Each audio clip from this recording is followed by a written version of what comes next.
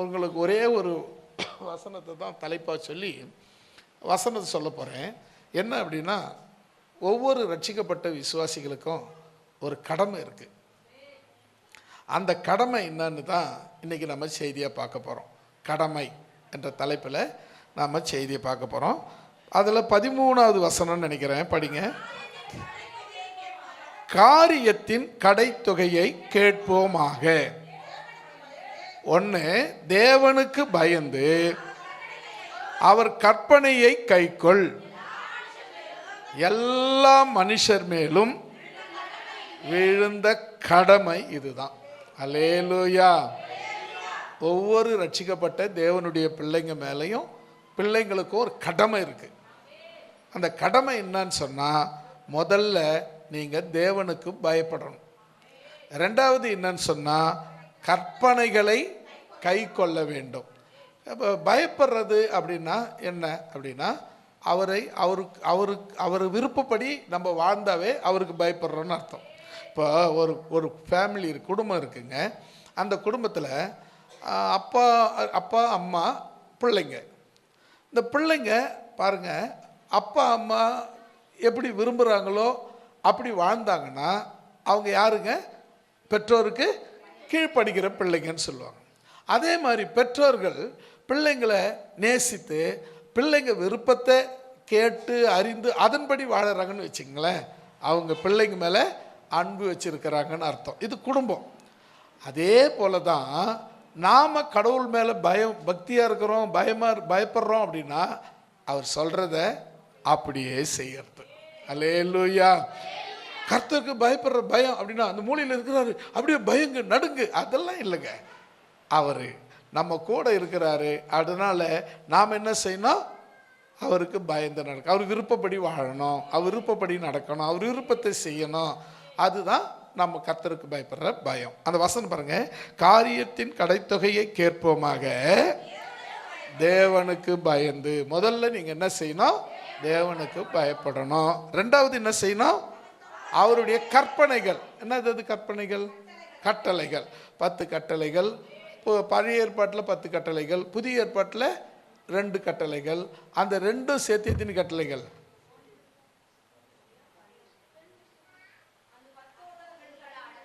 அந்த 2க்குள்ள அந்த 10ம் அடங்கிடுது. அப்போ 10 கட்டளை தான்.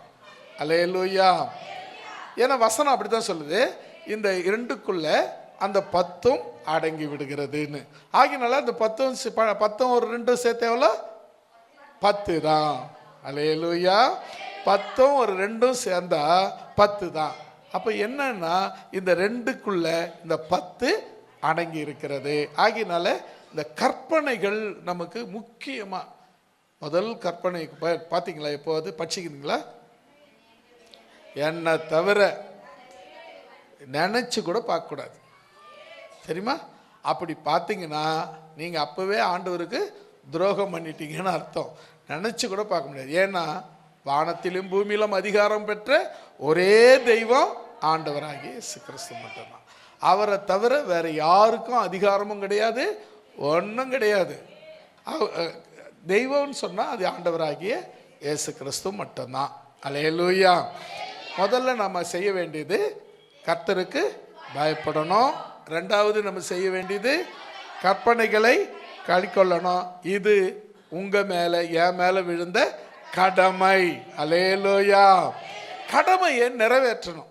டெய்லி நம்முடைய வேலை, நமக்கு கொடுக்கப்பட்ட கடமையை நிறைவேற்றணும். இதுதான் நம்ம கடமை. இப்படி இன்னும் ஒரு 5 கடமையை நான் சொல்ல போகிறேன். என்னென்ன விசுவாசிகளுடைய கடமை, அந்த கடமையை நீங்கள் இதுவரையிலும் சரியாக செய்கிறீங்களா? அது நம்ம நீங்களே உங்களே பரீட்சித்து பார்த்தா போதும். யாராவது வந்து இவர் இப்படி சொல்கிறாரு, ஜட்ஜ் பண்ணுறதுக்கு யாருக்குமே ரைட்ஸ் கிடையாது. உங்களை ஜட்ஜ் பண்ண, என்னை ஜட்ஜ் பண்ண யாருக்கும் என்ன கிடையாது? ரைட்ஸ் கிடையாது. இயேசு கிறிஸ்து ஒருத்தருக்கு மட்டும்தான் அந்த ரைட்ஸ் உண்டு. அல்லேலூயா. யாரையும் நியாயம் தீர்க்கிற அதிகாரம் இயேசு கிறிஸ்துவுக்கு மட்டும்தான். அல்லேலூயா. அதனால் யாரையும் ஒருத்தர் பார்த்து நீங்கள் நியாயம் தீர்த்துறாதீங்க. அது அவங்க பாரு, இவர் பாரு, அவரு பாரு. அவர் எப்படி இருந்தாலும் அவருக்கு தான் வேண்டும். அல்லேலூயா. அவருக்கு தான் முக்கியம் அவங்க. அதனால் நாம் யாரையும் ஜட்ஜ்மெண்ட் பண்ண வேணாம், யாரையும் நியாயம் தீர்க்க வேணாம். நமக்கு பிடிக்காதது அவங்கக்கிட்ட இருக்கும், ஆனால் ஆண்டவருக்கு அவங்க பிடிச்சிருக்குல்ல. நமக்கு அவங்க பிடிக்கல, ஆனால் ஆண்டவருக்கு அவங்கள பிடிச்சிருக்கு, அவங்கள ரட்சித்திருக்காரு. அப்படி இருக்கும்போது அவங்கள தீர்ப்பு சொல்கிறதுக்கு நமக்கு என்ன கிடையாது, அதிகாரம் கிடையாது. ஆகினால அவர்களை தீர்ப்பு செய்ய வேணாம். அப்போ முதல் நம்ம மேலே நமக்கு இருக்கக்கூடிய கடமைகளை முதல்ல நம்ம தெரிஞ்சுக்கணும். என்னென்ன கடமை? முதல்ல கடவுளுக்கு பயப்படணும், ரெண்டாவது கற்பனைகளை கை கொள்ளணும். இது முதல் நம்ம பார்த்த கடமை. இது நம்ம மேல் விழுந்த கடமை, நம்ம மேலே இருக்கிற கடமை இது.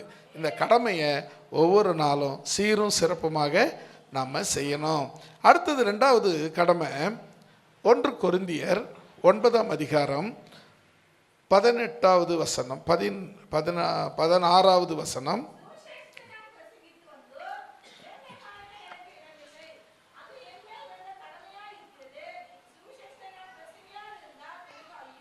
ஆமேன், அல்லேலூயா சொல்லமா. இந்த வருஷத்தின் ஆரம்பத்தில் நம்ம வந்திருக்கிறோம். அதாவது 2வது ஞாயிற்றுக்கிழமை, இன்னும் 50 ஞாயிற்றுக்கிழமை நம்ம கடந்து போக போகிறோம். இப்போ இந்த முதல் ஞாயிற்றுக்கிழமையே உங்களோடு கூட ஆண்டவர் தீங்கு குறித்து என்ன எப்படிலாம் தீங்கு வரும், அது எதுலாம் தீங்கு, அதை பற்றிலாம் உங்களுக்கு சொல்லும்படி கர்த்தர் கிருபை செய்தார். 2வது ஞாயிற்றுக்கிழமையே ஆண்டவர்கிட்ட கேட்கும்போது சொன்னது கடமைகளை உணர்த்து சொல்லு அப்படின்னாரு. அப்போ தான் சரி, அந்த கடமைகள் என்னென்னு தெரியணும்ல, அந்த கடமைகளை உங்களுக்கு சொல்லிடணும். அது என் மேலே விழுந்த கடமை, அதை நீ செய்ய வேண்டியது அது உங்கள் மேலே விழுந்த கடமை. இப்போ இந்த கடமையை நம்ம 2வது கடமை என்ன அப்படின்னா, சுவிசேஷத்திற்கு நான் பிரசங்கித்து வந்தும் பெருமையாக சொல்கிறதுக்கு ஒன்றும் கிடையாது. இவ்வளோ நாள் பிரசங்கித்து வரேன், ஏறக்குறைய 40 வருஷமாக 42 வருஷமாக பிரசங்கித்து வரேன். அதனால் எனக்கு எதுனா மேன்மை இருக்கணும் ஒன்றும் கிடையாது, அவ்வளோதான். என் கடமை அது, பிரசங்கிக்க வேண்டியது என் கடமை, அவ்வளோதான். என் கடமை முடிஞ்சிச்சுன்னா நான் போய்கினே இருக்க வேண்டியது தான். இதில் எதுனா மேன்மை இருக்கானா ஒன்றும் கிடையாது. ஆனால் இன்னொரு சொல்கிறார் பாருங்க, பிரசங்கித்து வந்தும் மேன்மை பாராட்ட எனக்கு இடமில்லை, அது அல்லேலூயா சொல்லமா. எதுங்க? சுவிசேஷம் என் மேல் விழுந்த கடமையாக இருக்கிறது. சுவிசேஷம் சகோதரி சொல்லும்போது சொன்னாங்களே, ஒரு ஆத்மாவை ஆதாயம் பண்ண, அவங்க கணக்கில் ஒரு ஒரு அதாவது அவங்க அக்கௌண்ட்டில் ஒரு அமௌண்ட் கூட்டிட்டாங்க. ஏன் அப்படின்னா, நீங்கள் ஒரு ஆத்துமாவை மனம் திருப்பும் பொழுது பரலோகத்தில் உங்கள் கணக்கில் பொக்கிஷம் சேர்க்கப்படுகிறது. அதுதான் நம்ம வேலை. நம்ம ரட்சிக்கப்பட்டோம், நம்ம வேலை முடிஞ்சிச்சு, நாம் இயேசு சர்ச்சுக்கு தேடணும், இயேசு தேடணும், ஜெபம் பண்ணோம், முடிஞ்சிச்சு, அவ்வளோதான் அப்படின்னு இல்லாமல் நாம் பெற்ற இந்த இன்பம் இந்த ஊரும் பெறணும், என் தெருவில் இருக்கிறவங்க பெறணும், என் ஊரில் இருக்கிறவங்க பெறணும் அப்படின்னு யார் ஒருத்தர் நினைக்கிறாங்களோ அவங்க தான் பொக்கிஷத்தை பரலோகத்தில் சேர்க்குறாங்க. அல்லேலூயா. இப்போ வசனம் சொல்லுங்க பாருங்க, என்மேல் விழுந்த கடமையாய் இருக்கிறது. எது? சுவிசேஷம் சொல்லுறது. சுவிசேஷம் சொல்றது என் தலைமையில் இருக்கிற, என் தலைமையில் விழுந்த அது கடமை இருக்கிறது. அப்புறம் பாருங்க, சுவிசேஷத்தை நான் பிரசங்கியாது இருந்தால் ஐயோடா. யாருக்கு? ஆமாங்க, சுவிசேஷத்தை சொல்லாம இருக்கிறவங்களுக்கு ஐயோ. ஐயோனா ஆபத்து வரும்னு அர்த்தம். ஐயோ அப்படின்னா ஆபத்து வரும்னு சொல்லணும். என்ன அப்படின்னு சொன்னால், நீ எந்த சுவிசேஷத்தை கேட்டு ரட்சிக்கப்பட்டியோ அந்த சுவிசேஷம் மற்றவங்களுக்கு தெரியணும்னா அது உன் மூலமாக தான் தெரியணும். இப்போ அவங்க சொன்ன அந்த சாட்சி சொன்னாங்க, அவங்க அனுபவத்தை சொல்கிறாங்க. அவங்க அனுபவத்தை சொன்னாங்க, இவ்வளோ கஷ்டப்பட்டு இப்போ நல்லா இருக்கிறியா அப்படின்னா அவங்க மனம் மாறினாங்க. அப்போ என்ன செய்யணும்னா, சுவிசேஷம் நாம் சொல்ல வேண்டிய சுவிசேஷம் அந்த நேரத்தில் என்ன சொல்கிறதுன்னு தெரியலையே, அந்த நேரத்தில் நீ சொல்ல ஆரம்பி, நீ வாயத்தர வார்த்தையை அவர் போட்டுருவார். அல்லேலூயா. எந்த ஸ்டோரி சொல்லணும், எதை கதையை சொல்லணும், எந்த பேக்ரவுண்டு சொல்லணும், எதை சொல்லக்கூடாது, அவரே கரெக்டாக ரைட் பண்ணி எடிட் பண்ணி கரெக்டாக நம்ம வாயில் வச்சுருவார். அதை நம்ம சொல்லபடி செய்துருவார். இப்போ இந்த சுவிசேஷங்கிறது நம்ம மேல் இருக்கிற கடமை. அதை சொல்லலைன்னா எனக்கு ஐயோ. அல்லேலூயா. அப்போ நீங்கள் நம்ம என்ன செய்கிறோம்? நாம் கேட்டோம், நம்ம வீட்டில் இருக்கிறவங்களையே நம்மளால் என்ன பண்ண முடியாது, ஆயத்தம் பண்ண முடியல. ஏன் அப்படின்னா அவங்க வணங்கா கழுத்துள்ளவங்க. நம்ம எப்படின்னா சொன்னோமா, சொல்லி அவங்க வணங்கா கழுத்துள்ளவங்களா இருந்தாங்கன்னா ரத்த பழி அவங்க மேலே போயிடும். அவங்களுக்கு ஐயோ நீ சொல்லவே இல்லை, அவங்க எதனா நினச்சிக்குவாங்கன்னு சொல்லவே இல்லைன்னா உனக்கு தான் ஐயோ, அவங்களுக்கு கிடையாது. அப்போ நீங்கள் கவனிக்க வேண்டிய விஷயம், முதல்ல நம்ம பார்த்தோம் கர்த்தருக்கு பயப்படுறது நம்ம மேலே விழுந்த கடமைன்னு பார்த்தோம். ரெண்டாவது கற்பனைகளை கை கொள்ளுவது கர்த்தருக்கு பயப்படுற கர்த்தருக்கு நம்ம மேல் விழுந்த கடமைன்னு பார்த்தோம். மூணாவது சுவிசேஷம் சொல்றது, சுவிசேஷத்தை அறிவிப்பது நம்மேல் விழுந்த கடமையாய் இருக்கிறது. சுவிசேஷம்னா என்ன? அவ்வளோதாங்க. அதே ஆங்கிலத்தில் காஸ்பிள், தமிழில் நற்செய்தி, சுவிசேஷம். ஆங்கிலத்தில் சொல்லும்போது காஸ்பிள், அந்த ஜிஓ அப்படின்னு ஆரம்பித்து எஸ்பிஇஎல்னு வரும். அப்போ அந்த ஜிஓக்கு பக்கத்தில் ஒரு கோடு போட்டு கொஞ்சம் அவங்க ரெண்டு பேரும் பிரிச்சுட்டு படிச்சு பாருங்களேன். கோ ஸ்பெல் அப்படின்னு அர்த்தம், போய் சொல்லு, அது உன் மேலே விழுந்த கடமை. அல்லேலூயா. என் மேலே எனக்கு இருக்கிற கடமையை நாம் உணரணும். அதாவது ஒன்றும் இல்லைங்க, யாரையாவது ஒருத்தரை பார்த்து இயேசு ஒன்று நேசிக்கிறார், அவங்க கேட்குறாங்க, கேட்கல, சொல்லிட்டு போய்க்கினேரு, அது உன் மேல் விழுந்த கடமை. ஏங்க அவங்க யோசிக்கணும். அவங்களாம் யோசிப்பாங்க சில நேரத்தில், ஏன் அவர் என்ன நேசிக்கணும் அப்படின்னு உன்னை கேட்டாங்கன்னா அதுக்கப்புறம் தேவன் உன்னை கொண்டு அவங்கள ரட்சிக்க வல்லமையுள்ளவராய் இருக்கிறார். அல்லேலூயா. நீங்கள் கவனிச்சிங்கன்னா உங்களுக்கு தெரியும், சமாரியா பெண் ரொம்ப நல்லவங்கல்ல இல்லை, ஊரில் பப்ளிக்கில் தண்ணி எடுக்க முடியாத அளவுக்கு கெட்ட நடத்தை உள்ள ஒரு பெண். இயேசுவை சந்திக்கிறவரெல்லாம் அவங்க கெட்டவங்க, இயேசுவை பார்க்குறவரெல்லாம் அவங்க கெட்டவங்க. இயேசுவை பார்த்தாங்க, இயேசு அவங்ககிட்ட பேசினார். தண்ணி கொடு அப்படின்னு கேட்குறாரு. நீங்கள் கேட்குறது சரியில்லை, நீங்கள் யூதர், நான் சமாரியா, நீங்கள் என்கிட்ட தண்ணி கேட்கலாமா அப்படின்னு கேட்குறாங்க. தண்ணி கேட்குறவர் யாருன்னு தெரிஞ்சா நீயே அவர்கிட்ட கேட்டிருப்ப அப்படின்றாரு. என்னடா இது, அவங்க அப்போ தான் கொஞ்சம் யோசிக்கிறாங்க. அது என்ன, அது எப்படி உங்கள்கிட்ட எப்படி தண்ணி வரும்? உங்கள்கிட்ட கயிறும் இல்லை, பாத்திரமும் இல்லை, கிணறு ஆழமாக இருக்குது, உன்னால் எப்படி தண்ணி கொடுக்க முடியும் அப்படின்றாங்க.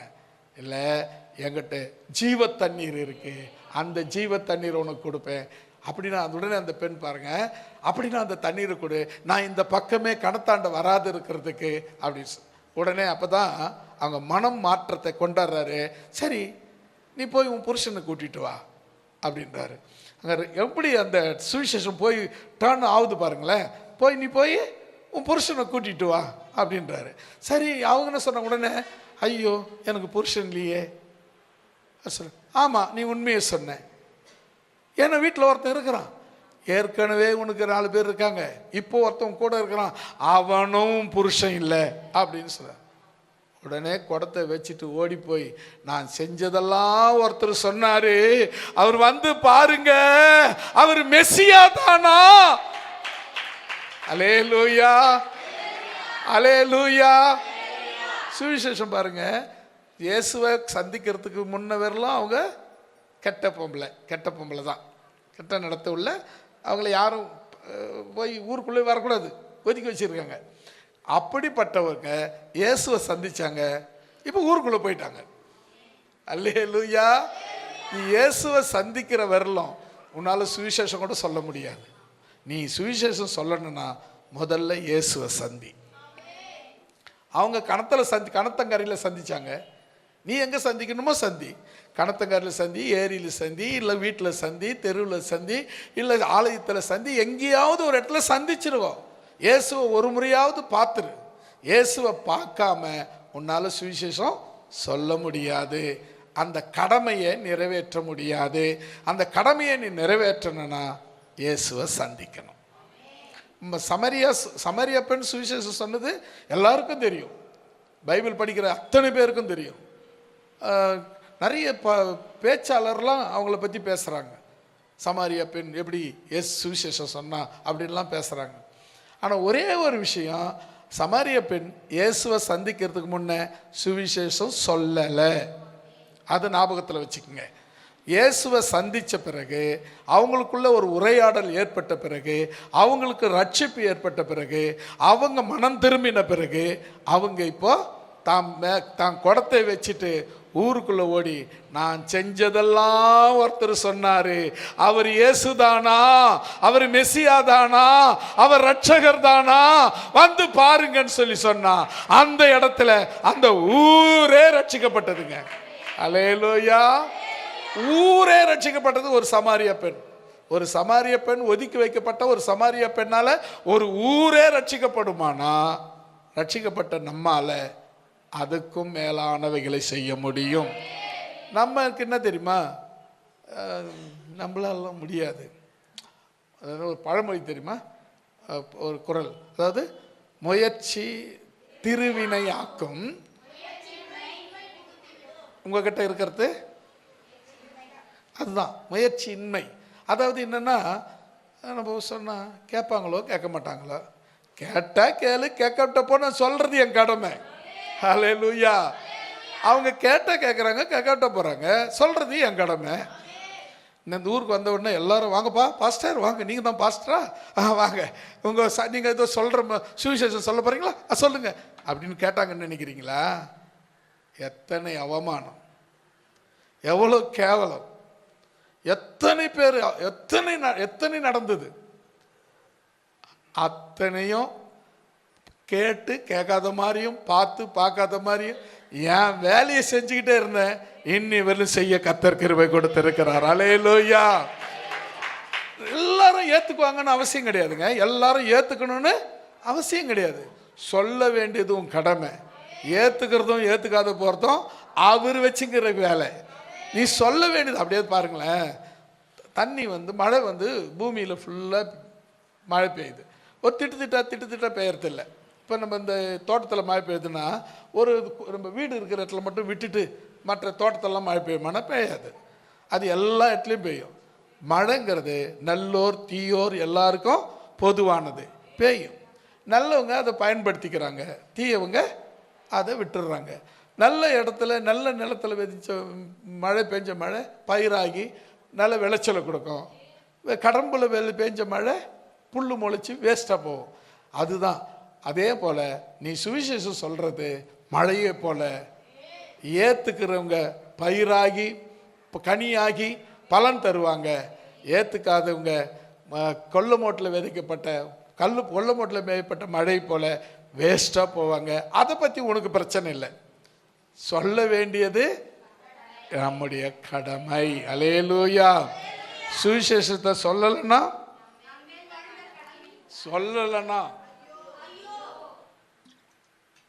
ஏங்க அவ்வளோ அநியாயமா சொல்றீங்க? ஆனா உண்மை அதுதான். ஆகினால அடுத்தது நான்காவதாக லூக்கா எழுதின சுவிசேஷம் 17ஆம் அதிகாரம் 10வது வசனம்.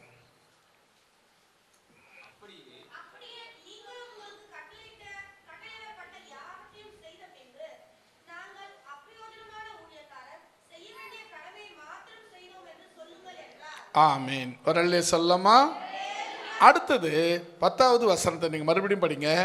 அப்படியே நீங்களும் உங்களுக்கு கட்டளையிடப்பட்ட யாவையும் செய்த பின்பு நாங்கள் ஒரு பிரயோஜனமும் இல்லாத ஊழியக்காரர், செய்ய வேண்டிய கடமையை மாத்திரம் செய்தோம் என்று சொல்லுங்கள். அல்லேலூயா. இப்போ 4வது என்ன சொல்லப்பட்டிருக்கு சொல்லுங்க பார்க்கலாம். என்னவோ சொல்லியிருக்கு.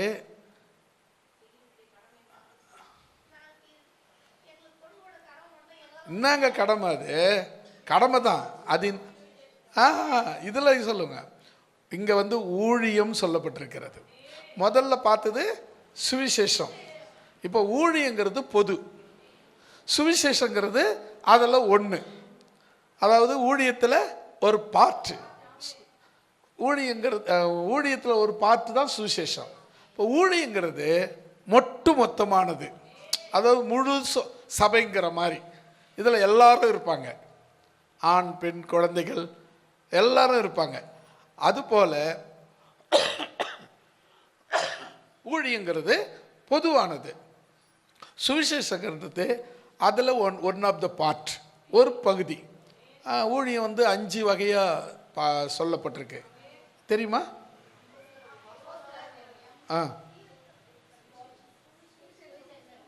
ம் ம் ம் இதுக்கு இவ்வளோ கஷ்டமா சொல்கிறீங்க? தைரியம் இருக்கு, தைரியம் தான் கொஞ்சம் இல்லை. என்ன தப்பாயிடுமோ? தப்போ ரைட்டு சொன்னால் தானே சரியாகும். அப்போஸ்தல ஊழியம் முன்ன பின்ன இருக்கலாம், ஒன்றும் பிரச்சனை இல்லை.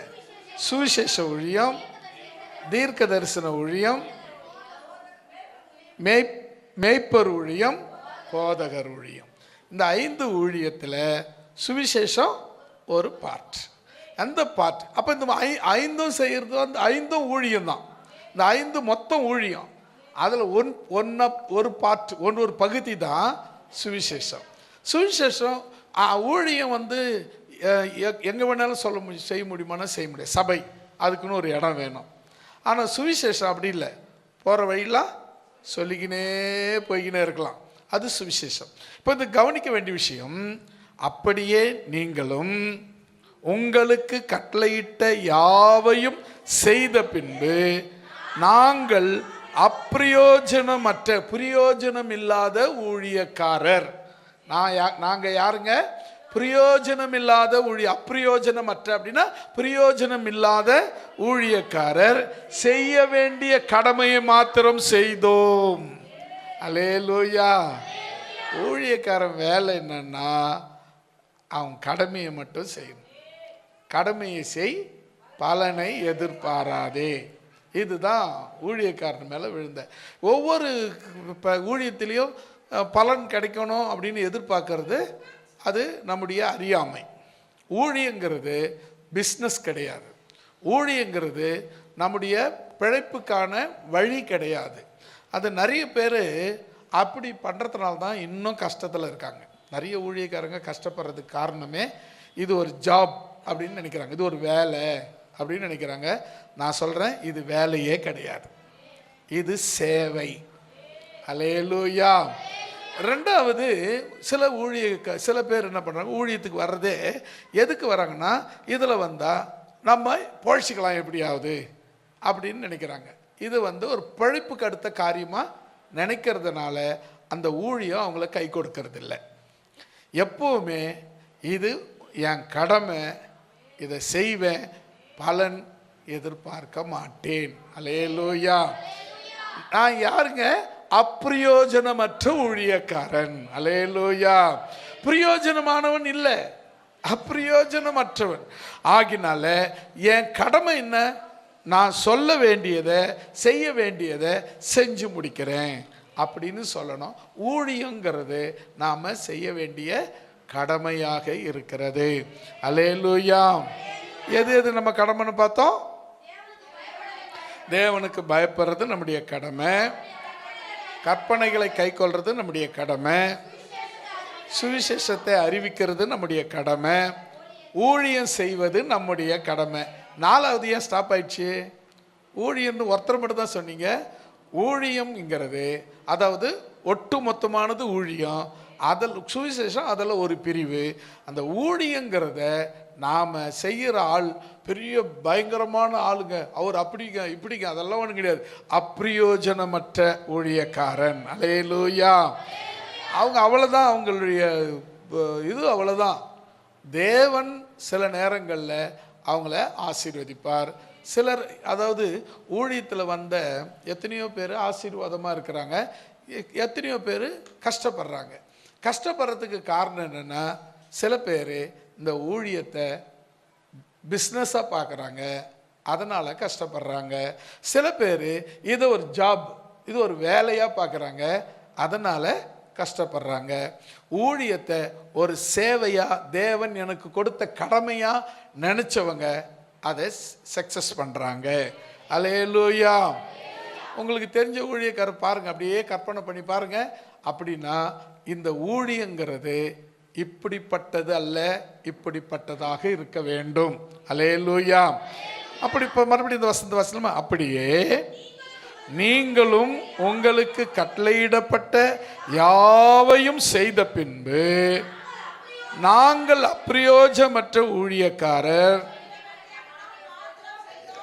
செய்ய வேண்டிய கடமையை மாத்திரம் செய்தோம் என்று சொல்லுங்கள். அல்லேலூயா. இப்போ என்ன சொல்லப்பட்டிருக்கிறதுனா, சில நேரத்தில் சாதாரணமாக கையை அப்படி நீட்டினா பெரிய அற்புதம் நடந்திருக்கும். சில நேரத்தில் முக்கிய ஜெபம் பண்ணுறோம், ஒரு அற்புதமும் நடக்காது. ஏன்னா ஊழியக்காரன் கையில் எந்த அற்புதமும் கிடையாது, அது கர்த்தர் கையில் இருக்கிறது. அல்லேலூயா. அப்போ அவருக்கு சில நேரத்தில் இப்படி கை காட்டினாரு, தப்பு தப்பு தப்புன்னு அற்புதம் நடந்துச்சு. இந்த பக்கம் இப்படி கை காட்டினாரு, அற்புதம் பயங்கரமாக நடந்துச்சு. அது அவர் கையில் இல்லைங்க, ஆண்டவர் கையில் இருந்து நடந்தது. இவர் யார் தெரியுமா? அப்பிரயோஜனமற்ற ஊழியக்காரர். அவர் செய்ய வேண்டியதை மாத்திரம் செய்தார் என்று வேதம் சொல்லுகிறது.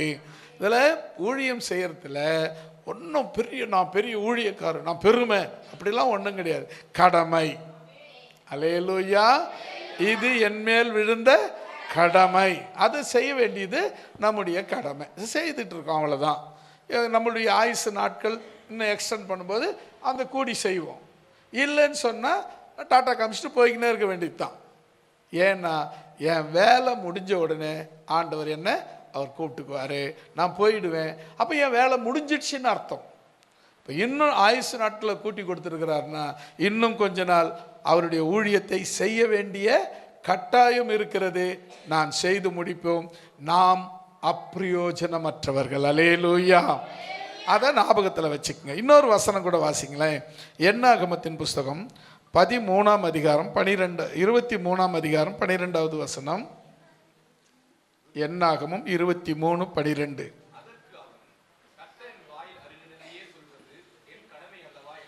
ஆமென். அல்லேலூயா. என்னங்க சொன்னாரு? அதற்கு அவன், அப்போ கர்த்தர் நம்ம வாயில சொல்றத கொடுக்கறத நாம சொல்லணும், செய்யணும். அவர் சொன்னதை செய்யணும், சொல்றத சொல்லணும், சொல்றத செய்யணும். இது நம்மேல் விழுந்த கடமை. அதை யாரும் எந்த காரணத்தை கொண்டும் மாற்றக்கூடாது. ஒவ்வொரு விசுவாசிக்கும் சில கடமைகள் இருக்கு, அதை செய்தே தீரணும். எங்களுக்கு இதெல்லாம் ஊழியக்காரர் செய்யறதுங்க இல்லைங்க. இது ஊழியக்காரன்னு யாரையும் தனியாக பிரித்து பார்க்காதீங்க. நீங்கள் நான் இன்னைக்கு விசுவாசி, நாளைக்கு ஊழியக்காரர் ஆகலாம் இல்லைங்களா? நானும் ஒரு காலத்தில் விசுவாசியாக இருந்தேன், அப்புறம் ஆண்டவருடைய அழைப்பு வந்தது, அப்புறம் தான் நான் ஊழியக்காரனேன். அப்போ நானும் விசுவாசியாக தான் இருக்கிறேன், விசுவாசியாக தான் இருந்தேன். அப்போ எது முக்கியம்னு சொன்னால் அவர் வேலையை சொல்கிறத செய்கிறது தான் முக்கியம். அவர் செய்யறத சொன்னதை செய்யறது தான் முக்கியம். அதுதான் நம்ம கடமை. அல்லேலூயா. அடுத்ததாக 1 கொரிந்தியர் 2ஆம் அதிகாரம் 7ஆம் அதிகாரம் 3வது வசனம்.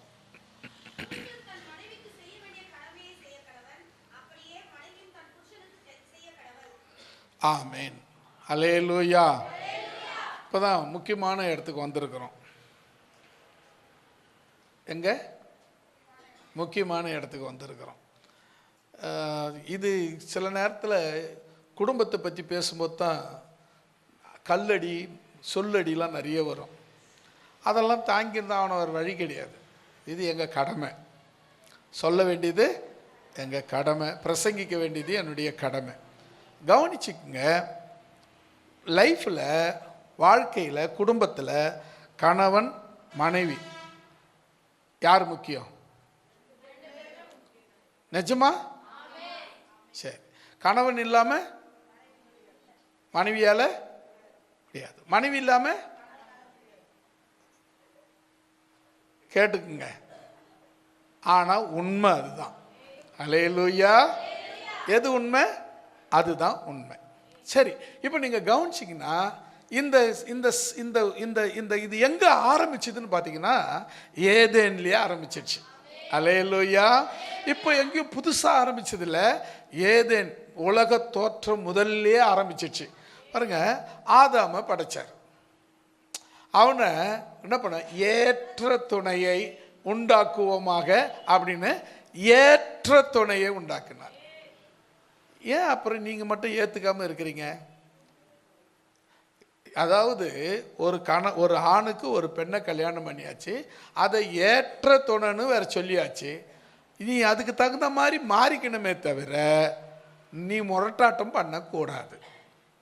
என்னங்க முரட்டாட்டம் பண்ண? நான் சரியா அமைய மாட்டேன், நான் சரியா மூட மாட்டேன், நான் சரியா அமைஞ்சிக்க மாட்டேன், சரியா நான் படிக்க மாட்டேன் அப்படின்னா அடிச்சு நிமித்த வேண்டியது இருக்கும்.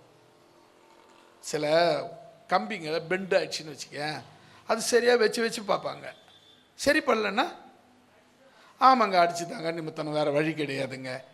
அது மாதிரி நாம சரியா அமைஞ்சிட்டோம்னா அடிக்க வேண்டிய வேலை, நிமித்த வேண்டிய வேலை இல்லை. அல்லேலூயா. இப்போ ரெண்டு பேருக்கும் ஒரு கடமை இருக்குங்க. புருஷனுக்கும் கடமை இருக்கு, மனைவிக்கும் கடமை இருக்கு. புருஷனுக்கு தேவன் ஒரு கடமையை கொடுத்துருக்கிறார். என்ன? அவங்ககிட்ட ஒரு பெண்ணை ஏவாளை கொண்டாந்து கொடுத்து என்ன சொல்றாரு? இவளை காப்பாற்றி போஷித்து காப்பாற்ற வேண்டியது உன்னுடைய கடமை. இவளை போஷித்து காப்பாற்ற வேண்டியது உன்னுடைய கடமை. சரி, மனைவி கிட்ட ஏவாள் கிட்ட சொல்றாரு, ஏவாளே இந்த மாதிரி உனக்கு ஆதாம் உனக்கு கணவனா கொடுத்துருக்கிறேன், உனக்கு ஒரு கடமையை கொடுக்குறேன் அப்படின்னு சொல்லி ஒரு கடமையை கொடுத்தாரு. என்னவா இருக்கும்? சத்தமா சொல்லுங்க. அவ்வளவுதாங்க, சாவரவர்களும் கீழ்ப்படிஞ்சிரு, அவ்வளவுதான். இந்த கீழ்ப்படிதல் இல்லாத இடத்துல தாங்க பிரச்சனையே ஆரம்பம். அவர் சொல்லிக்கினே இருப்பாரு, நான் கேட்டுனே இருக்கணுமா, அங்கே ஆரம்பிச்சிடும். அதுக்கப்புறம் தொட்டாலும் குற்றம், தொடல்னாலும் குற்றம். அது பெரிய பிரச்சனையாக மாறிக்கினே இருக்கும். அப்போ ஒரே ஒரு விஷயம் என்ன தெரியுமா? இது எனக்கு கொடுக்கப்பட்ட கணவன், இவருக்கு கீழ்ப்படிய வேண்டியது என் கடமை. அல்லேலூயா. இது எனக்கு கொடுக்கப்பட்ட மனைவி, இவளை போஷித்து காப்பாற்ற வேண்டியது என் கடமை. நீ போய் உங்கள் அம்மா வீட்டில் போய் ஒரு 100 ரூபாய் வாங்கிக்கின்னு வாயேன் அப்படின்னு சொல்கிறது எவ்வளவு முட்டாள்தனம்னா, நீ உங்ககிட்ட கொடுத்த கடமையை மீறதுக்கான சமம். ஏன்னா எப்போ உங்க கையில் கொடுத்து அவங்கள கோஷித்து காப்பாற்ற வேண்டியது உன் கடமையோ அதை அப்படியே சீரும் சிறப்பமாக செய்துட்டு போகணும். ஐயோ எனக்கு வருமானம் இல்லைங்க. ஆமாம், ஓகே, சரி, என்ன பண்ணலாம்? யார்கிட்டனா கேட்கலாமா இல்லை உழைக்கலாமா?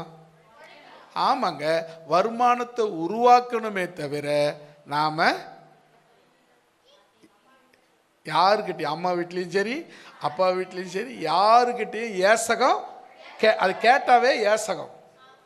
ஏன்னா உன்னை அழைத்தவர் பெரியவர். அல்லேலூயா. இந்த பாருங்களேன், இந்த எல்லாத்தையுமே இப்போ புதுசாக அமைச்சாரனா இல்லை, ஏற்கனவே அமைச்சிட்டாரு. உங்களை கணவன் மனைவியாக நியமிச்சுதான் ஏற்கனவே நியமிச்சிட்டாரு. அப்போது உங்களுக்கு குழந்தை பிறக்கணும், உங்கள் குடும்பம் இப்படி வரணும், நீங்கள் இப்படி இருக்கணும், எல்லாமே ஏற்கனவே நியமிக்கப்பட்டது. அப்போது பணம் தேவைன்னா கொடுக்காத விட்டுருவாரா? கொடுப்பாரா மாட்டாரா? அப்போ எப்படி ஏன் கொடுக்கல? கேட்கல, கொடுக்கல. கரெக்ட், அவ்வளோதான். கேட்கல, கொடுக்கல. கேட்டா கொடுப்பேன்.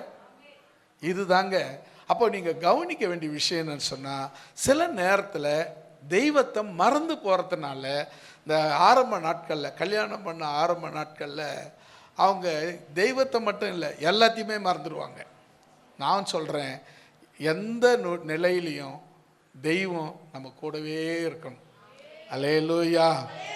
எந்த சூழ்நிலையும் எதையும் மறக்கக்கூடாது. இது என் கடமை, என் கடமையை மறக்கக்கூடாது, என் கடமையை நிறைவேற்றணும், என் கடமையை செய்யணும், இது என் கடமை. அப்போ அது கடமையை நாம் நிறைவேற்றும் போது அதுக்கான நேரம் ஏற்ற துணை வந்துடுச்சு, ஓகே அவ்வளோதான், போய்க்கினே இருப்போமா? அப்படி இல்லைங்க. மெய்யான துணை இயேசு. அவர் தான் வழி, அவர் தான் சத்தியம், அவர் தான் ஜீவன். அவர் வழி இல்லாமல் நீ எங்கே போவ? அவர் ஜீவன் இல்லாமல் நீ எங்கே போவ? அவர் சத்தியம் இல்லாமல் நீ எங்கே போவ? அவரை உனக்குள்ள அணிந்து கொண்டு அப்புறம் உனக்கு கொடுக்கப்பட்ட துணையை கூட்டிகிட்டு போனீன்னா உன் வழியெல்லாம் ஆசீர்வாதம் பொங்கி இருக்கும். அல்லேலூயா. இப்போ நீங்கள் அவரை விட்டுட்டு நம்ம சில நேரங்களில்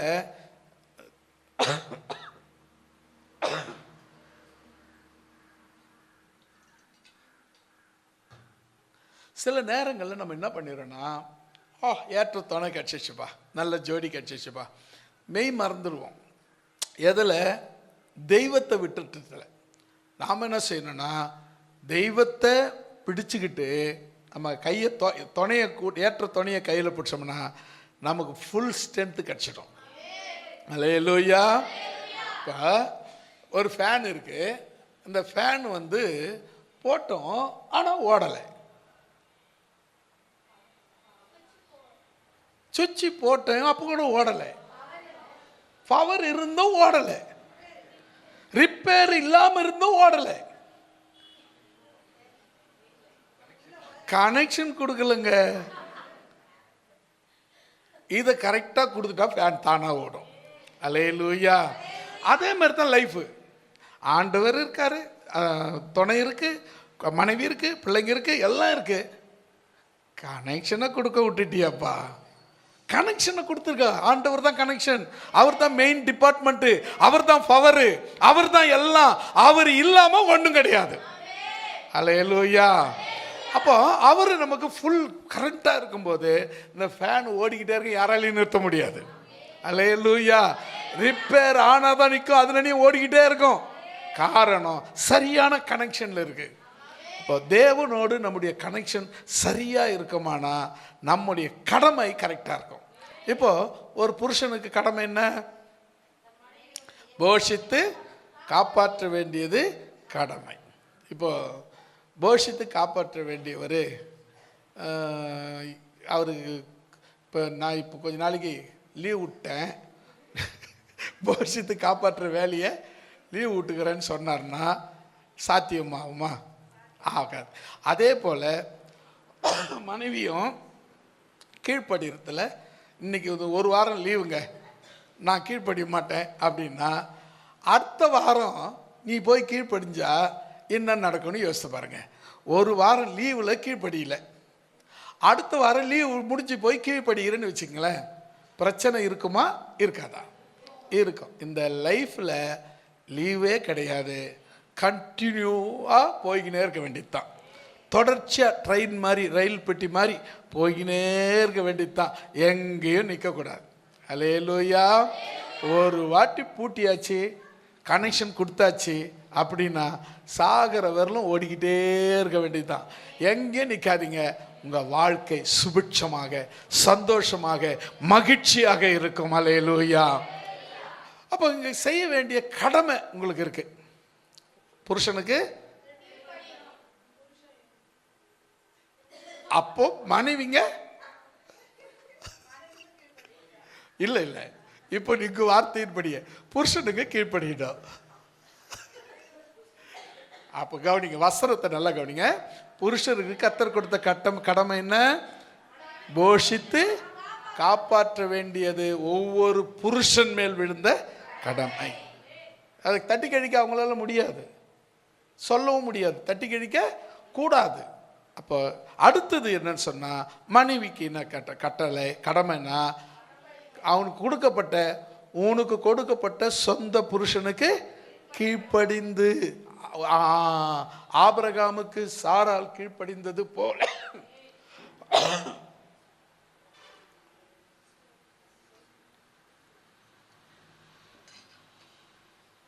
கீழ்ப்படிந்தது போல கீழ்ப்படியணும். ஓகேவா? இப்போ இது கடமை. முதல்ல பார்த்தோம், பயப்படுறது கடமை, கற்பனைகளை கை கொள்றது கடமை, சுவிசேஷம் சொல்றது கடமை, ஊழியம் செய்யறது கடமை. அதான் ஊழியம் கடமை. நான் 5வது, புருஷனுக்கு மனைவி கீழ்ப்படிகிறது கடமை. புருஷன் தன் மனைவியை போஷித்து காப்பாற்றுவது கடமை. அடுத்ததாக மத்தேயு எழுதின சுவிசேஷம் 15ஆம் அதிகாரம் 4வது 5வது வசனம்.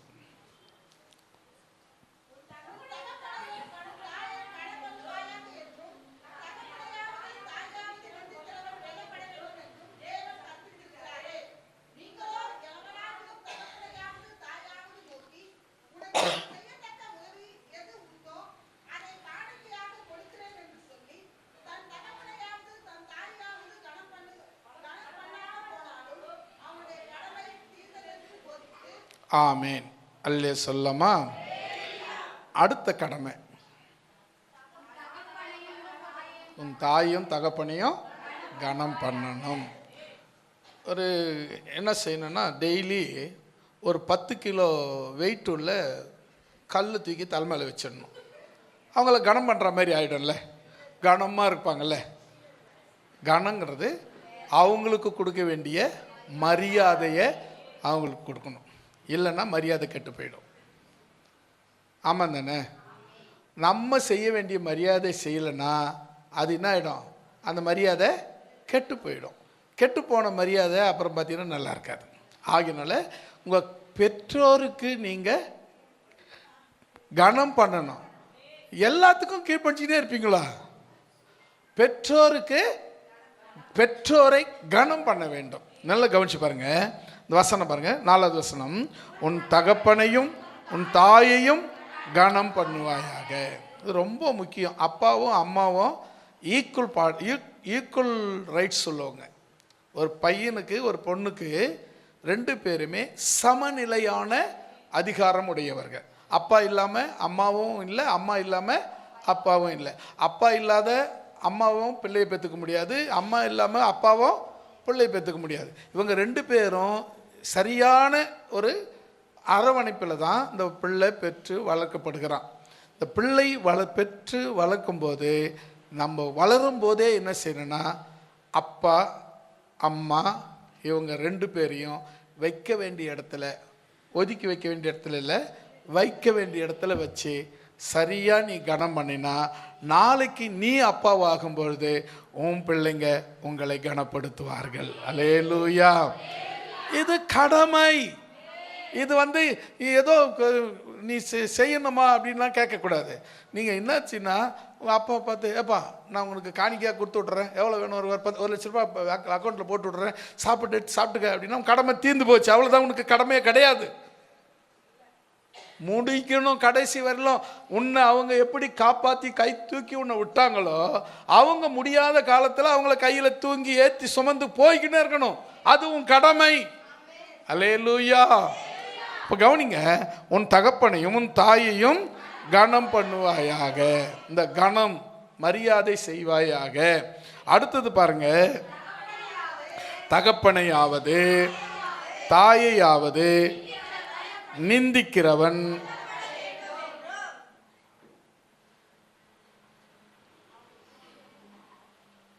யாருன்னா இருக்கீங்களா?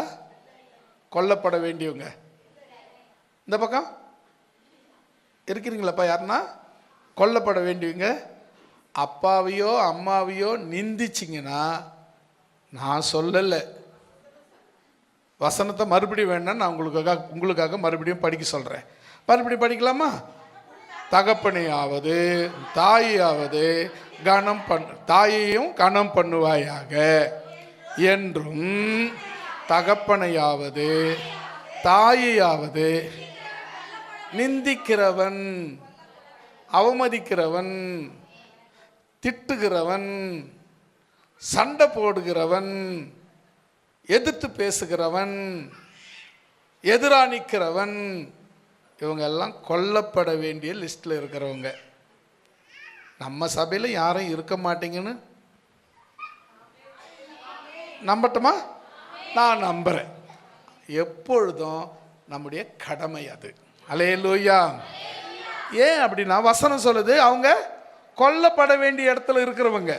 அதனால நாம் அந்த இடத்துக்கு போகக்கூடாது. அப்போ கவனிங்களேன், என்று தேவன் கற்பித்திருக்கிறாரே. 5வது வசனம் வாங்களேன். நீங்களோ எவனாகிலும் தகப்பனையாவது தாயையாவது நோக்கி, உனக்கு நான் செய்யத்தக்க உதவி உண்டோ? ஏன் உனக்கு தெரியாதா? இல்லை, நான் எதனா செய்யணுமா உனக்கு? அப்பாவை பார்த்து அம்மாவை பார்த்து நான் எதனா உனக்கு உதவி செய்யணுமா? I help you. என்ன வேணுமா? உதவி வேணுமா? 2 அறிவு கட்டணும், உனக்கு தெரியாதா? திருப்பி அவங்க கேட்டாங்கன்னா என்ன பண்ணுவேன்? அதுதான் இங்கே கேள்வியே கிடையாது. உன் கடமை மட்டும்தான் உன் கண்ணுக்கு முன்னே தெரியணும். அல்லேலூயா. இங்கே என்ன வரக்கூடாது? நான் எதுனா செய்யட்டுமா? அப்பா அப்பா சாப்பிட்றீங்களா? சனியை முடிச்சு வேணாம் போடா, அப்படி தான் சொல்ல தோணும். சாப்பிடுன்னு சொல்கிறதுக்கும் சாப்பிட்றியான்னு சொல்கிறதுக்கும் வித்தியாசம் இருக்குது. சாப்பிட்றன்னு உனக்கு கொடுக்கணும்னு எண்ணம் இல்லை, சாப்பிட்றியா? சரி சரி வேணாம் போ, அவள் தான் வரும். சாப்பிடு அப்படின்னு சொல்லும்போது, இல்லைப்பா அப்புறம் சாப்பிட்றேன், இப்போ சாப்பிட்றேன், இல்லை சாப்பிட்றேன் அப்படின்னு சொல்லுவாங்க. நீ கேட்குற கேள்வியே சாப்பிட வேணான்னு தானே கேட்குற. என்னப்பா சாப்பிட்றியா? ஏம்மா சாப்பிட்டியா? இதுக்குள்ளே சாப்பிட்டியா? அவங்க வெறும் வயிற்றோட 2 நாளாக காத்துட்டு இருப்பாங்க, எப்படா பையன் கூப்பிடுவான்ட்டு. சாப்பிட்டியாம்மா? உன்னை வெட்டி அவங்கள மனசுக்குள்ளே நினச்சிக்குவாங்க. அப்படி என்ன செய்யணும்னா, சாப்பிட்டியான்னு கேட்குறது, சாப்பிடு. அல்லேலூயா. இப்போ சாப்பிடுங்கிறதுக்கும் சாப்பிட்டியாங்கிறதுக்கும் நிறைய வித்தியாசம் இருக்குது. சாப்பிடுங்கிற சொல்கிறது உங்கள் கடமை. அல்லேலூயா. இப்போ சரி கவனிக்கலாம். நீங்கள் எவனாகிலும் தகப்பனையாவது தாயாவது நோக்கி, உனக்கு நான் ஏதாவது எதனா ஹெல்ப் பண்ணவா? என்னடா இது லைஃபை ஹெல்ப் பண்ணுற. அவங்களும் அதே மாதிரி உன்னை எங்கன்னா இது மாதிரி ஆர்கனைஜில் சேர்த்து விட்டு மாதம் கொஞ்சம் எதனா உதவி பண்ணிட்டா போதுமா? பெற்றுட்டு உன்னை எது எங்கன்னா போட்டு விட்டா போதுமா? ஆர்கனைஜில் விட்டால் போதுமா? அப்படின்னா அது இல்லை. எப்படி சரியில்லையோ அதே போல் நீங்கள் வளர்ந்த பிறகு எதனா உதவி பண்ணிட்டோமான்னு கேட்குறது சரியில்லாத வார்த்தை. அல்லேலூயா. அப்போ கவனி பாருங்க, உதவி எது உண்டோ அதை காணிக்கையாக கொடுக்கிறேன் என்று சொல்லி தாயாவது கணம் பண்ணாமல் போனாலும், அப்படி கணம் பண்ணலைன்னா அவன் கடமை தீர்ந்து போச்சு. இதுக்கப்புறம் அவனுக்கும் இந்த பெற்றோருக்கும் சம்பந்தமே கிடையாது. அவ்வளோதான், அவன் லைஃப் க்ளோஸ். அவன் கடமை தீர்ந்துச்சு. அவன் நேரடியாக எங்கே போக வேண்டியவன்? நீங்கள் அப்போ 3 வருஷத்துக்கு போயிட்டீங்க, கணவன் மனைவி சம்பந்தத்துக்கு சுவிசேஷத்துக்கு போயிட்டீங்க. அவன் கொல்லப்பட வேண்டியவன். அது ஏன் ஆண்களையே சொல்றீங்க? அது கரெக்டான வார்த்தை. கொல்லப்பட வேண்டியவர்கள். அவங்க கடமையை சரியா செய்ய வேண்டியது நம்முடைய கடமை. பெற்றோருக்கு, அதாவது தகப்பனையும் தாயையும் கனம் பண்ண வேண்டியது நம்மேல் விழுந்த கடமை. அவங்கள நம்ம, அதாவது என்னன்னா, நம்ம கரெக்டாக இருந்துட்டோம்னு வச்சுக்க, நம்மளை யாரும் ஒன்றும் சொல்லவே முடியாது. எங்கள் அப்பா கடைசி எங்கள் அம்மா இருக்கிறவர்களும் அவங்கள மெயின்டெனன்ஸ் பண்ணிக்குவாங்க. கரெக்டாக ரைட்டாக ரூட் பண்ணி நடத்தி போவாங்க. அவங்க இல்லையா, இப்போ என்ன பண்ணிட்டாருன்னா, நம்ம யார் சொல்கிறதையும் கேட்க மாட்டார். அவராக ஒரு முடிவு எடுப்பார், அவராக ஒன்று பண்ணுவார், எல்லாத்தையும் நாசம் பண்ணிட்டு கம்முன்னு உட்காந்துக்குவார். சொன்னாலும் புரியாது. அவருக்கு 7 பிள்ளைங்க. அதில் ஏற்கனவே ஒருத்தர் செத்தாச்சு, இப்போ ஒன்று ஒருத்தர் செத்தாச்சு. இப்போ மிச்சம் 6 பேர் இருக்காங்க. 7 5. இப்போ என்னன்னா அவருக்கு ஒரே ஒரு வீட்டு மேலே தான் சொத்து. நல்லா கவனிச்சிங்களேன். இப்போது 2 பையன் 3 பையன் வெளியே இருக்கிறான், 2 பையன் வீட்டில் கூட இருக்கிறான். அவன் என்ன பண்ணுறான், நான் உனக்கு கொஞ்சம் காசு தரேன், இந்த இடத்த எனக்கு எழுதி கொடுன்னு கேட்குறான். கொடுக்கலாமா கொடுக்கக்கூடாதா? சோறு போடுறாங்க. என்ன அப்படின்னா அந்த 2 பிள்ளைங்களுக்கு எழுதி கொடுத்தா என்ன ஆகுனா, இவங்க 2 பேர் தான் என் பிள்ளைங்க, இவங்கெல்லாம் என் பிள்ளைங்க இல்லைன்னு அவர் சொல்கிற மாதிரி ஆகிடும். செட்டில்மெண்ட்டில் அதுவும் அவங்க வாங்கின மாதிரி எழுதி கொடுத்துருந்தா கூட பரவாயில்ல. செட்டில்மெண்ட்டில் என் பிள்ளைங்களுக்கு நான் எழுதி கொடுக்குறேன்னு சொல்லி 2 பேருக்கு எழுதி கொடுத்தா மற்றவங்களாம் இன்னும் இல்லைன்னு ஆகிடும், பிள்ளைங்களே இல்லை அப்படின்னா மாதிரி ஆகிடும். அப்படிப்பட்ட அப்பாவங்களும் இருக்க தான் செய்கிறாங்க. அப்போ எதுக்கு நான் சொல்ல வரேன்னு சொன்னால், நம்ம கடமையில் அவ்வளோதான். அல்லேலூயா. அடுத்ததாக கடைசியாக சரியாக இருக்கும் டைம்னு நினைக்கிறேன். கடைசியாக ரோமர் 11ஆம் அதிகாரம் 7வது வசனம். 11:7. ரோமர் 11:7 13:7.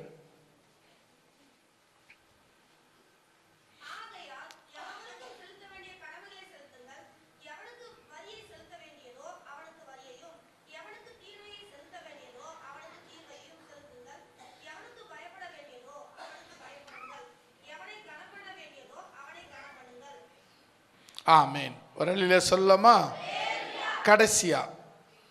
கடைசி கடமைன்னு ஒன்று இருக்குது. மொத்தத்தில் இப்போது நான் உங்களுக்கு சொல்லிக் கொடுத்த எல்லாம் கடமை தான். நீங்கள் ஒரு விசுவாசி, ஒரு தேவனுடைய பிள்ளை செய்ய வேண்டிய கடமைகள், அதான் நான் சொல்லிக்கிட்டு இருக்கேன். இப்போ கடைசியாக பாருங்கள், யாவருக்கும் யாராருக்கு என்னென்ன மரியாதையை செய்யணுமோ அது செய்யணும், அது உன் மேல் விழுந்த கடமை. இப்போ அப்பானா அதுக்குரிய மரியாதை, அம்மானா அதுக்குரிய மரியாதை, தாத்தானா அதுக்குரிய மரியாதை, ஒரு ஆஃபீஸில் வேலை செய்கிறோன்னா அதுக்குரிய மரியாதை, மேனேஜருக்குன்னா மேனேஜருக்குரிய மரியாதை, டீச்சர்னா டீச்சருக்குரிய மரியாதை. அந்த யாராருக்கு என்னென்ன மரியாதையை நம்ம செய்யணுமோ அதை செய்தே ஆகணும். இப்போ உதாரணத்துக்கு பாருங்களேன், இப்போ நம்ம 2 பேரும் ஒரு துறையில் போய் வேலை செய்கிறோம். ஒரு துறைன்னு வச்சுக்கலாம், ஏதோ ஒரு துறை. அந்த துறையில் உன்னை விட படிப்பு கம்மியானவங்க, உன்னை விட வசதி கம்மியானவங்க உனக்கு மேல் அதிகாரியாக இருப்பாங்க. இது தாங்க முடியாத கொடுமை தான். ஆனால் அது யாராலையும் மாற்ற முடியாது, தேவன் அமைக்கிறது இது. அப்போ நீங்கள் என்ன செய்யணும்னா, தேவன் அமைச்ச அமைப்பை நாம் எதுவும் சொல்லக்கூடாது. அவங்க எங்கள் அதிகாரின்னு சொல்லி அவங்கள நம்ம மதிக்க வேண்டியது நம்முடைய கடமை. அல்லேலூயா. நீ என்னப்பா, நீ அங்கே தானே, அவன் தானே, நீ அங்கே இப்படி இருந்தானே நீ அப்படின்னு சொல்லக்கூடாது. ஏன்னா யாவருக்கும் செய்ய வேண்டிய கடமையை, மரியாதையை செலுத்த வேண்டியது நம்முடைய கடமையாக இருக்கிறது. பாருங்க, யாவருக்கும் செலுத்த வேண்டிய கடமையை செலுத்துங்கள். நீங்க அடுத்தது பாருங்க, எவனுக்கு வரியை கொடுக்கணுமோ வரியை கொடு, யாருக்கு தீர்வையை செலுத்தணுமோ அவனுக்கு தீர்வையை செலுத்து, எவனுக்கு பயப்படணுமோ அவனுக்கு பயப்படு, எவனை கனம் பண்ணணுமோ அவனை கனம் பண்ணு.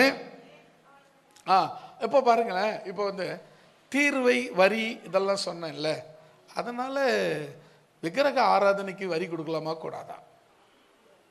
அது கூடாதுங்க. ஏன்னா வசனம் சொல்லுது, இது நம்முடைய அதிகாரம். இப்போ வீட்டு வரி அது கொடுக்கணும், கரண்ட் பில்லு கொடுக்கலன்னா கரண்ட் பிடிக்கிடுவாங்க, அதை கொடுக்கணும். இதை போல் எதெல்லாம் செலுத்த வேண்டுமோ அதெல்லாம் செலுத்தணும். ஒருத்தன் விக்கிரக ஆராதனை செய்ய போகிறேன், எனக்கு பிரிவு கொடு அப்படின்னு கேட்டால் அது கொடுக்கலாமான்னா அது கொடுக்கக்கூடாது.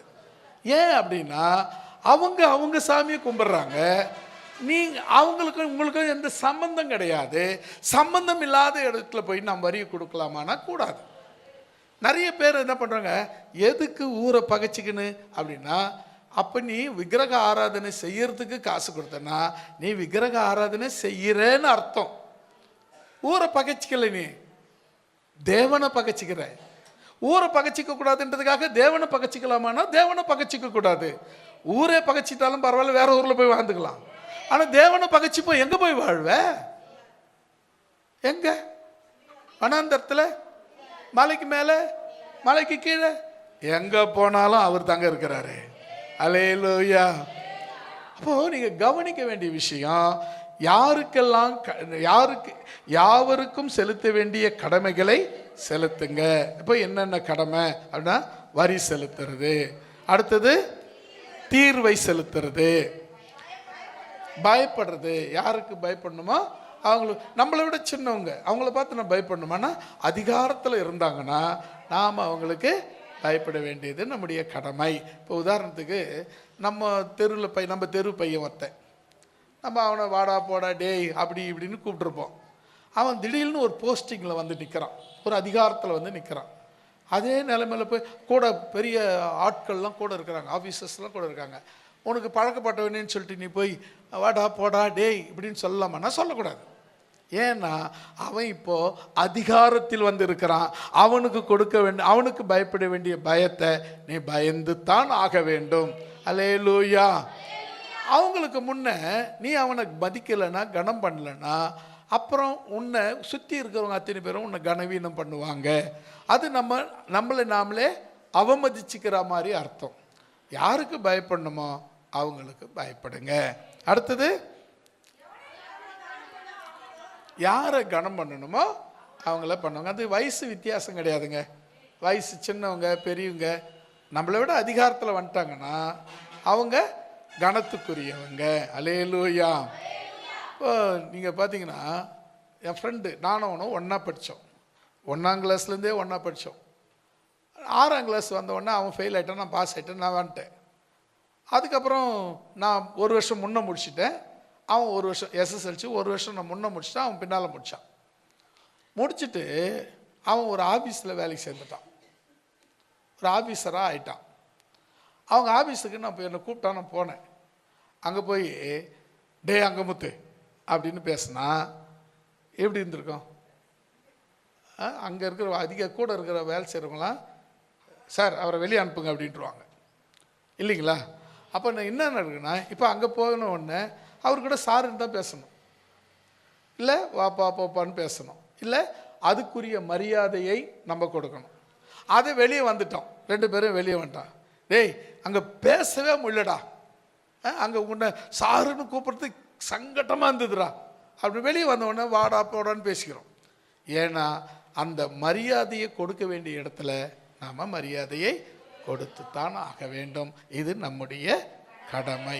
இப்போ சொல்லலாமா என்னென்ன உங்கள் கடமைன்னு? தேவனுக்கு பயப்படுறது கடமை, கற்பனையை கை கொள்வது கடமை, சுவிசேஷத்தை அறிவிப்பது கடமை, ஊழியம் செய்வது கடமை. அந்த கர்த்தர் சொல்கிறது அந்த ஊழியம் செய்யறதுலேயே வந்துடும். அடுத்தது 5வது, கணவன் மனைவிக்கு செய்ய வேண்டிய கடமை செய்வது கடமை, மனைவி கணவனுக்கு செய்ய வேண்டிய கடமையை செய்வது கடமை. அப்புறம் தாய் தகப்பனை கனம் பண்ணுவது கடமை. அடுத்தது யாருக்கு என்னென்ன கனத்தை செய்யணுமோ, கடமையை செய்யணுமோ, கனத்தை செய்யணுமோ அது செய்வது ஒரு விசுவாசி, ஒரு ஊழியக்காரர், ஒரு கிறிஸ்தவனுடைய கடமை. அல்லேலூயா. வேதத்திலேயே சொல்லப்பட்டிருக்கிறது உன் கடமைன்னு. நீ செய்யணுமா வேணாமான்றதுலாம் கிடையாது, நீ செய்து தான் ஆகணும், இது உன் மேல் விழுந்த கடமை என்று சொல்லப்பட்டிருக்கிறது. நம்மளை விட சின்னவங்க, நம்மளை விட நம்ம சாதாரண ஆள், அவன் நம்ம அதிகாரத்தில் வந்துட்டான் அவனுக்கு நம்ம போய் நிற்கிறதா அப்படின்லாம் நம்ம சொல்லக்கூடாது. நிறைய விஷயங்களில் பார்த்திங்கன்னா, நீங்கள் நிறைய விஷயங்களில் ஒரு அதுக்கு முன்னால் பாஸ்டர்ஸ் ஃபெலோஷிப்புக்கெல்லாம் போவேன். நான் பார்த்து ரட்சிக்கப்பட்ட பையன் முன்னே நின்று ஆராதனை நடத்தியிருப்பான், நம்ம எதிர்க்க உட்காந்துருப்போம். அப்படி என்னடா அது அப்படின்னா, அவனை பார்க்கக்கூடாது. அங்கே ஆண்டவர் ஆராதிக்கப்படுறாரு பாருங்க, அவரை தான் பார்க்கணும். இப்போ பாஸ்டர் யார் அப்படின்னு பார்க்கக்கூடாது. ஆண்டவர் அங்கேருந்து என்ன வார்த்தை வருதுன்னு தான் பார்க்கணும். அப்போ அது ஆட்டோமேட்டிக்காக நம்ம என்னன்னா நமக்கு செய்ய வேண்டிய கனத்தையும் மரியாதையும் ஈஸியாக செய்தரலாம்.